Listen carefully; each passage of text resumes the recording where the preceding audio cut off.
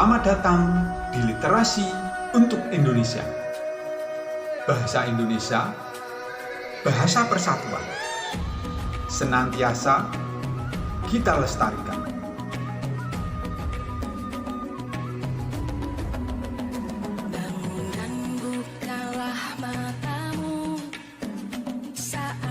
Assalamualaikum warahmatullahi wabarakatuh. Hai pelajar merdeka, selamat datang di Literasi untuk Indonesia. Pelajar merdeka, kita belajar bahasa Indonesia dengan materi teks prosedur. Halo pelajar merdeka, hari ini kita akan belajar mengenai teks prosedur.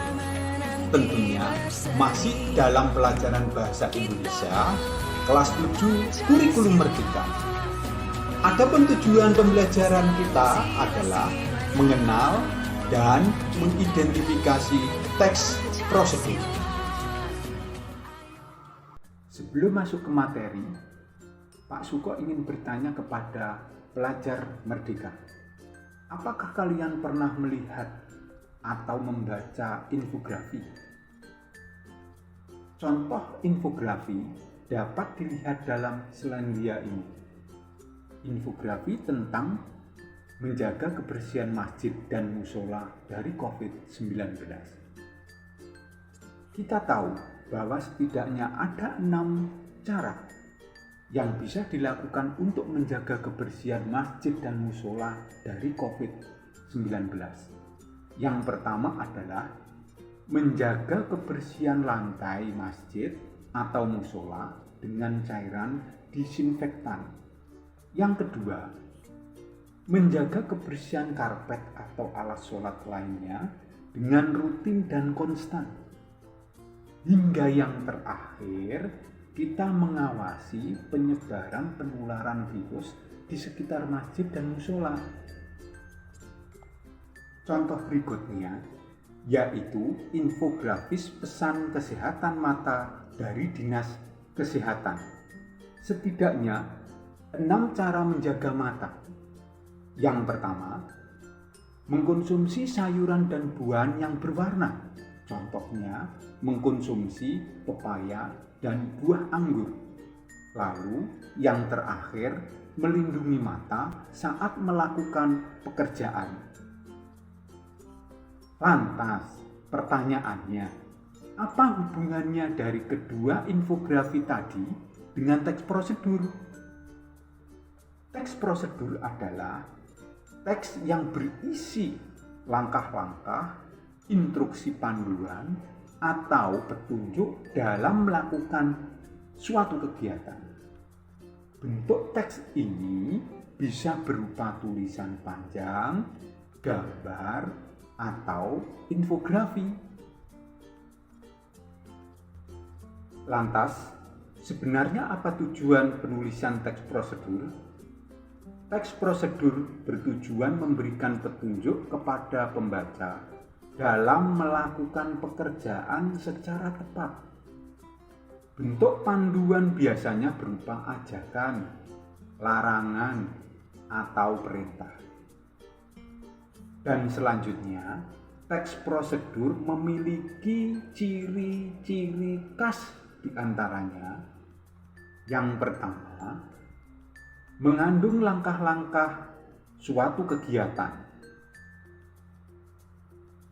Ambil contoh, langkah-langkah membuat kue, mencuci baju, membersihkan laptop, dan lain-lainnya.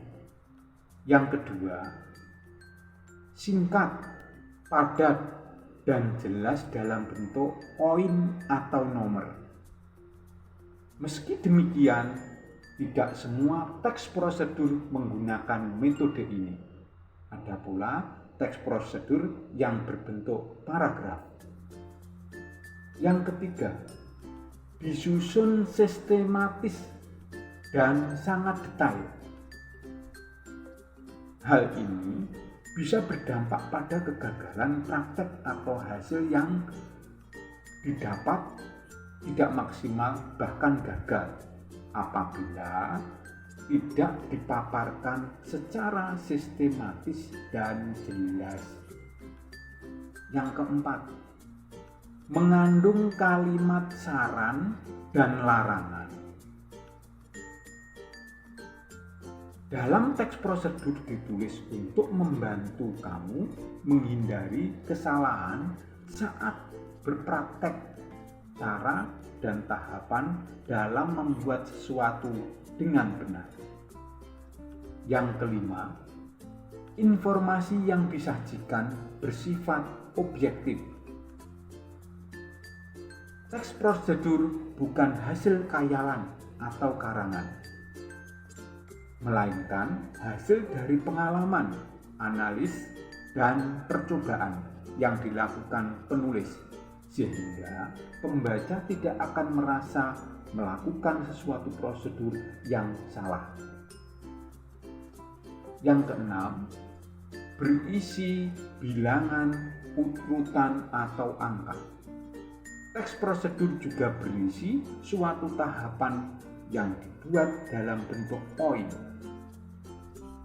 termasuk juga ketika ditulis dalam bentuk paragraf, sehingga akan ada kata pertama, kedua, ketiga, dan seterusnya.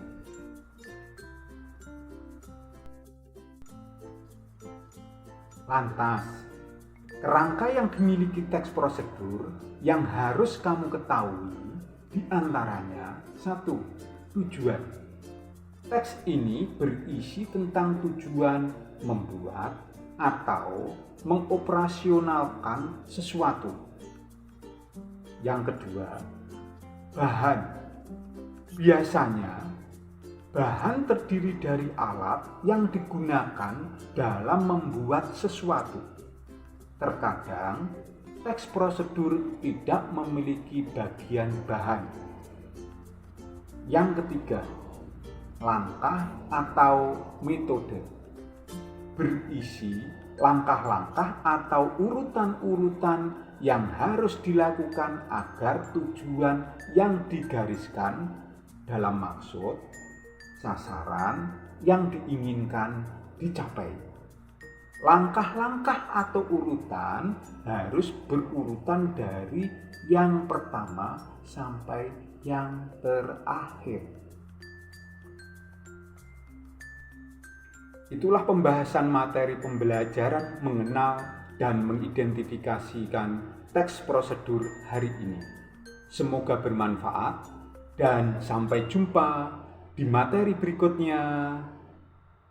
Assalamualaikum warahmatullahi wabarakatuh.